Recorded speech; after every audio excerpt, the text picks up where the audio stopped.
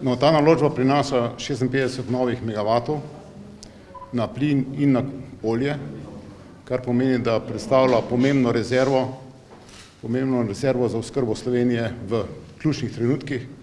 To so tisti trenutki, ko so cene na trgu visoke, ko je poraba visoka ali pa ni drugih virov, predvsem oscilacija sonca, hidro in seveda tudi oscilacije v energetskem sistemu Evrope, kar že dokazujemo danes z obratovanjem, zaradi tega, ker so cene na trgu večje, kot je variabilna cena goriva plus CO2 certifikati, kar pomeni, da se nam splača obratovati. Naj omenim še to, da smo lanskem letu obratovali kar 3 mesece, v glavnem podnevi, popoldne z plinskim blokom 6, tako da smo ga dejansko že ekonomsko, bi rekel, kar pomembno izkoristili.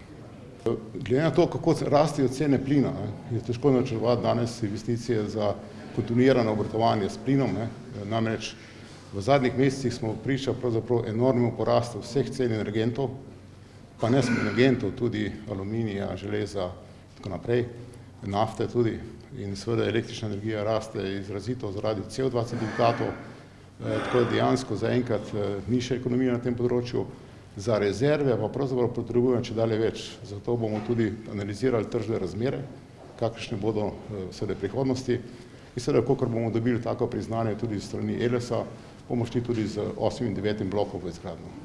In s tem imamo pravzaprav fleksibilne rezerve, nekje na nivoju vsak agregat po 50 MW z dobrim izkoristkom in lahko v teh ekstremnih primerih seveda pomagamo sistemu.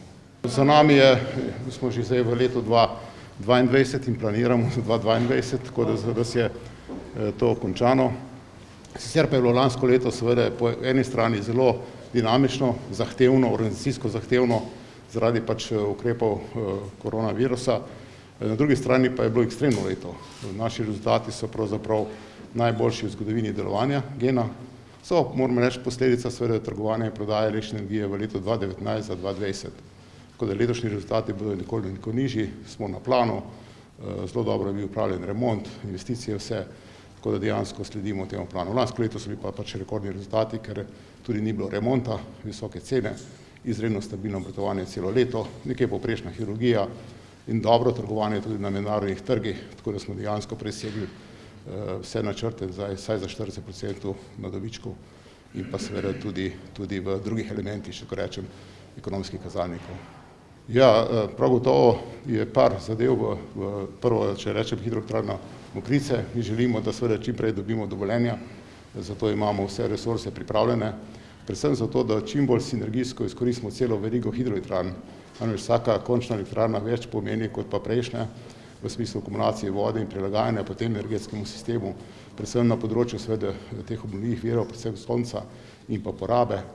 Drugi blok jedrske si želimo, da seveda Slovenija sprejme podnebno strategijo v parlamentu in da nekako dobimo zeleno luč z energetskim dovoljenjem in začnemo z umeščanjem v prostor. Namreč jaz ne vidim drugih resnih rešitev pravzaprav za oskrbo z električno energijo z nizkoogljičnih virov v bodoče in to je preko en ekonomičen in okoljsko, bi rekel, najbolj primeren način preskoka v nizkoogljično proizvodnjo električne energije, kar bo pravzaprav cilj vse naše družbe v prihodnosti, ne govorim samo družbe GEN, predvsem splošno družbe. To želimo sodelovati na srednji Savi, plinski bloki 8 in 9 in pa seveda celo vrsto investicij še v NEK-u, kjer zamenjujemo visokotlačno turbino, dobivamo dodatnih 10 MW na izkoristku, dokončanje vseh teh varnostnih izboljšav, ki so v teku, suhoskladiščenje goriva, želimo pospešiti seveda odlagališče nizkoradioaktivnih odpadkov. To je kar nekaj projektov, ki seveda smo zraven, še vedno bomo najbolj intenzivna, bi rekel, investicijsko najbolj intenzivna skupina v Sloveniji.